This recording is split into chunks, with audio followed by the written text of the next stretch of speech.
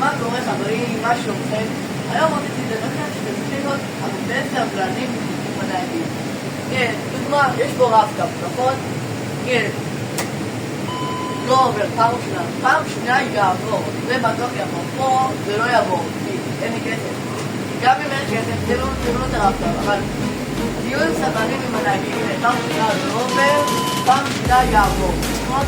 אז תהיו סבלנים, כל נהג, לא משנה. ולהיות סבלנים, וזהו. תודה רבה, אתם יכולים להתראה.